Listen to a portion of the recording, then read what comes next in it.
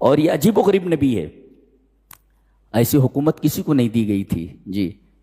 ملکہ سبا ہے جی، ملکہ سبا صرف انسانوں پر حکومت کرتی تھی جی، ان کی حکومت جنوں پر بھی تھی۔ اچھا، ملکہ سبا چڑیوں کی زبان نہیں سمجھتی تھی، یہ نبی چڑیوں کی زبان سمجھتا تھا۔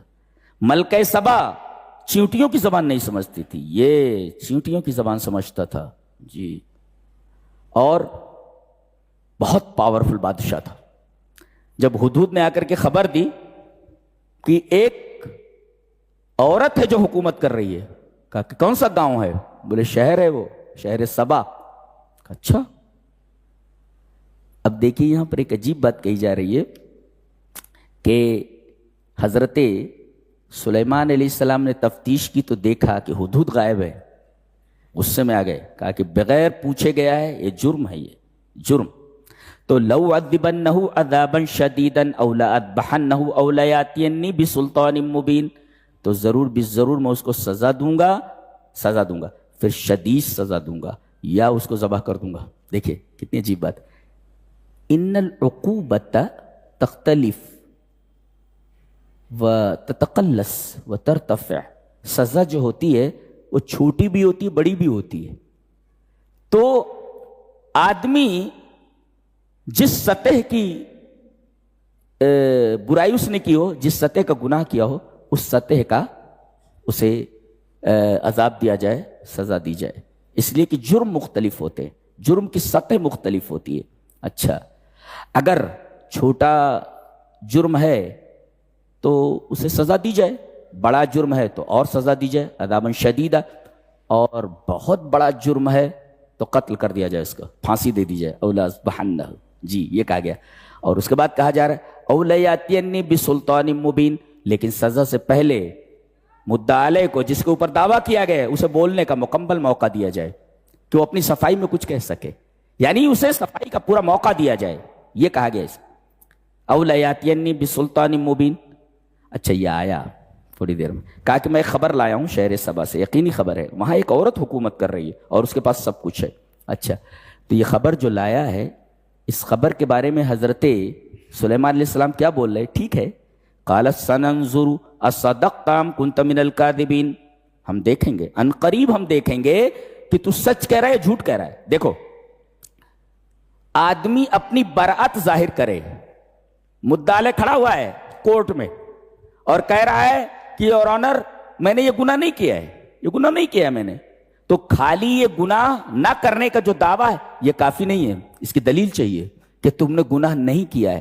حضرت نے فرمایا سننظر، ہم تفتیش کریں گے، دیکھیں گے، نظر کریں گے کہ تو جھوٹا ہے یا سچا ہے، باقاعدہ اس کی تفتیش کی جائے۔ ایک، اور یہاں سوفا نہیں ہے، سننظر ہے، سوفا کہتے ہیں دیر میں دیکھیں گے، مستقبل بعید، اور سا ہوتا مستقبل قریب کے لیے، یعنی جسٹس ڈیلیڈ جسٹس ڈینائڈ، اگر فیصلے میں دیر کی جائے تو فیصلے کا انکار ہے، یہ لا کا ایک قاعدہ ہے، جسٹس ڈیلیڈ جسٹس ڈینائڈ، اگر فیصلے میں تاخیر کی جائے تو فیصلہ نہ کرنا ہوا جی۔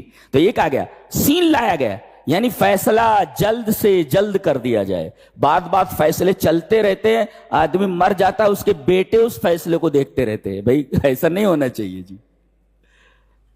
ہمارے وکلا اور ہمارے ججز یہ بہت بڑی کرسی اور بہت بڑے عہدے پر بیٹھائے ہوئے ہیں، اللہ تبارک و تعالیٰ ان کے ساتھ قیامت کے دن بہت اچھا سلوک کرنے والا ہے، امام عادل، فیصلہ مر جاتا ہے آدمی، فیصلہ نہیں ہو پاتا، کہا سننظر لا سوفا، یعنی جسٹس ڈیلیڈ جسٹس ڈینائڈ، یہ اس آیت کریمہ سے معلوم ہوا جی۔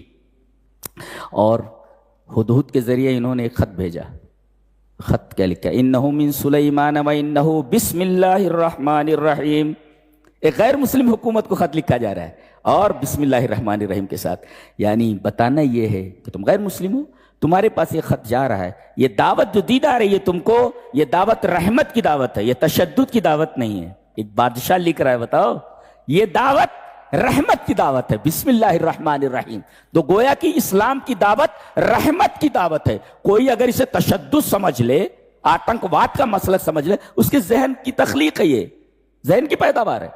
بسم اللہ الرحمن الرحیم یہ لکھوا رہے ہیں, انہو من سلیمان و انہو بسم اللہ الرحمن الرحیم. ٹھیک.